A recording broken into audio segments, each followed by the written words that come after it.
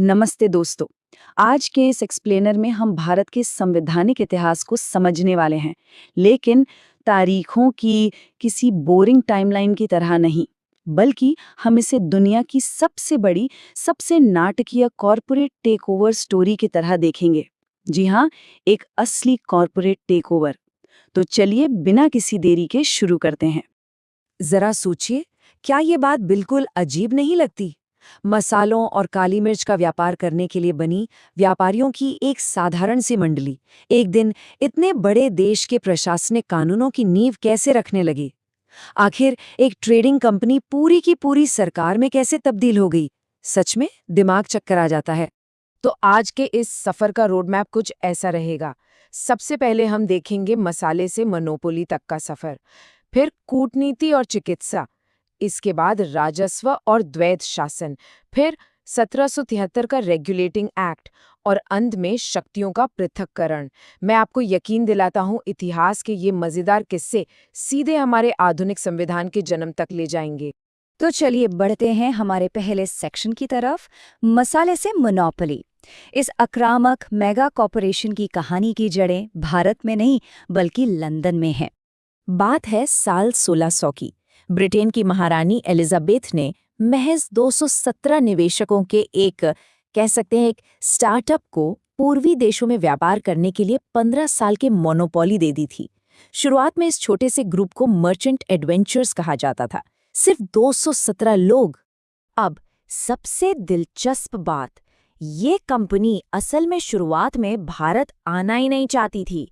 उनका असली target Indonesia के मसाले थे, पर उन्होंने अचानक अपना रुख भारत की तरफ क्यों कर लिया? वो इसलिए क्योंकि 18वीं सदी में अकेला बंगाल क्षेत्र पूरे दुनिया के टेक्सटाइल बाजार का 25% हिस्सा उत्पादित करता था। मतलब दुनिया का 1/4 कपड़ा सिर्फ बंगाल से बनकर आ रहा था।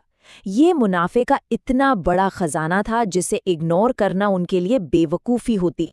अब आते हैं दूसरे सेक्शन पर, कूटनीति और चिकित्सा। देखते हैं कि इस कंपनी ने मार्केट पर कब्जा जमाने के लिए कैसे कैसे अजीब और कई बार बेहद हास्यास्पद पैंतरे आजमाए। कंपनी का विस्तार बहुत तेजी से हुआ। 1600 के चार्टर से लेकर 1615 में राजाओं के सामने हाथ जोड़कर व्यापार की अनुमति मांगने तक, और फिर 1757 के प्लासी और 1764 के बक्सर युद्ध तक ये व्यापारी देखते ही देखते एक फुल स्केल मिलिट्री पावर बन गए और अपने सभी कॉम्पिटिटर्स को पूरी तरह से रास्ते से हटा दिया। इसी दौरान कूटनीति का एक बहुत ही मजेदार किस्सा हुआ। कैप्टन हॉकिंस नाम का एक अंग्रेज अधिकारी था। भाई साहब सम्राट जहांगीर को इम्प्रेस करने के लिए खास तौर पर फारसी भाषा सीख कर आए थे। साथ में जहांगीर के लिए गिफ्ट में रेड वाइन भी लाए। लेकिन हुआ क्या, जहांगीर ने उनकी लाई हुई शराब पी, उन्हें एक आर्मेनियन पत्नी भी दे दी, लेकिन व्यापार का कोई अधिकार नहीं दिया। सच कहूं तो कॉर्पोरेट डिप्लोमेसी का इससे बड़ा फेलियर शायद ही कोई हो। लेकिन फिर 1717 में किस्मत पलटी। सम्राट फर्रुख सियर को एक बहुत ही दर्दनाक फोड़ा हो गया था। तब एक ब्रिटिश डॉक्टर हैमिल्टन ने उस फोड़े का ऐसा सटीक इलाज किया कि सम्राट खुश हो गए। इस मेडिकल चमत्कार के बदले में कंपनी को मिला एक दस्तक। ये दस्तक एक तरह का गोल्डन टिकट था, जिसने उन्हें बंगाल, बिहार और उड़ीसा में बिना टैक्स दिए आज़ादी से व्यापार करने की खुली छूट दे दी। सोचिए, एक फोड़े के इलाज ने इतिहास बदल दिया। अब चलते हैं तीसरे सेक्शन की ओर, राजस्व और द्वैध शासन। यहाँ से ये व्यापारी पूरी तरह से शासक बन बैठे। 1765 का ड्यूअल गवर्नमेंट या द्वैध शासन सिस्टम इसी का नतीजा था, और ये व्यवस्था इतनी चालाकी से बनाई गई थी कि क्या कहें। एक तरफ ईस्ट इंडिया कंपनी ने दीवानी यानी टैक्स वसूलने का अधिकार अपनी जेब में रख लिया, सारा मुनाफा उनका, और दूसरी तरफ बेचारे बंगाल के नवाब को प्रशासन चलाने और नाराज जनता की गालियां सुनने की जिम्मेदारी दे दी। सीधे शब्दों में कहें तो सारा पैसा कंपनी का और सारा सिरदर्द नवाब का। है ना गजब का मास्टर स्ट्रोक। खैर, हमारा चौथा सेक्शन है 1773 का रेगुलेटिंग एक्ट। अब कहानी अपने क्लाइमैक्स पर आती है, जब इस बेलगाम मेगा कॉरपोरेशन पर लगाम कसने की नौबत आ गई। ब्रिटिश प्रधानमंत्री लॉर्ड नॉर्थ कि सीक्रेट कमिटी का ये कोट सब कुछ साफ कर देता है। उनका सीधा मकसद था ईस्ट इंडिया कंपनी के भ्रष्टाचार और कमियों को खत्म करना। कंपनी के अधिकारी बिल्कुल बेलगाम हो चुके थे, जमकर रिश्वतखोरी चल रही थी, अपना खुद का प्राइवेट व्यापार चल रहा था, मतलब पानी सिर से ऊपर जा चुका था। इस मोनोपोली को एक संवैधानिक दायरे में लाना बहुत जरूरी हो गया था।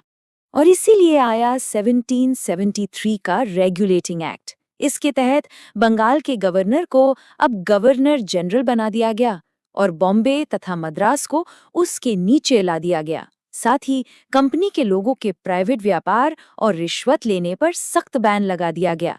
लेकिन सबसे बड़ी बात, बंगाल के गवर्नर जनरल के हाथों में सारी पावर देकर उन्होंने अनजाने में ही भारत में एक आधुनिक केंद्रीकृत शासन प्रणाली यानी सेंट्रलाइज्ड गवर्नमेंट के बीज बो दिए थे। इस नए कॉर्पोरेट ढांचा में एक 4 सदस्य कार्यकारी परिषद यानी एग्जीक्यूटिव काउंसिल बनाई गई। काम करने का तरीका क्या था? किसी भी मुद्दे पर चर्चा होगी, फैसला बहुमत यानी मेजॉरिटी वोट से होगा, और अगर टाई हो गया तो गवर्नर जनरल अपना कास्टिंग वोट डालेगा।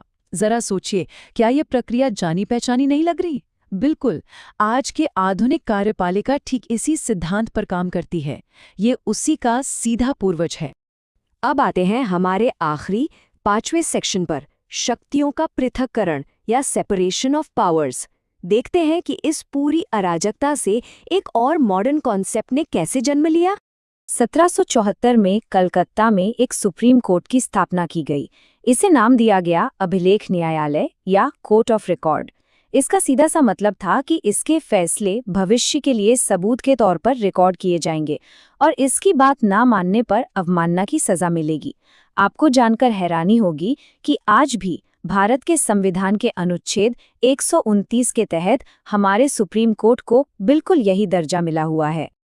लेकिन इस नए सेटअप ने तुरंत एक बड़ा बघेड़ा खड़ा कर दिया। हुआ यूं कि एक तरफ कार्यपालिका के रूप में गवर्नर जनरल नियम बना रहा था और दूसरी तरफ न्यायपालिका के रूप में सुप्रीम कोर्ट उन नियमों पर अपना डंडा चला रहा था। दोनों के पास असीम ताकत थी और नतीजा, अधिकारों का एक भयंकर टकराव शुरू हो गया। आखिरकार इस टकराव को सुलझाने के लिए 1781 का एक्ट ऑफ सेटलमेंट लाया गया। इस एक्ट ने एक लकीर खींच दी कि सुप्रीम कोर्ट अब गवर्नर जनरल के प्रशासनिक कामों में दखल नहीं देगा। और पता है इसका नतीजा क्या हुआ? ऐसा करके उन्होंने अनजाने में ही कार्यपालिका और न्यायपालिका की ताकतों को अलग अलग कर दिया। जी हाँ, जिसे आज हम लोकतंत्र में सेपरेशन ऑफ पावर्स कहते हैं, उसकी नींव यहीं रखी गई थी। तो दोस्तों, इस पूरे एक्सप्लेनर के बाद एक बहुत ही गहरा और विचारोत्तेजक सवाल हमारे सामने आता है।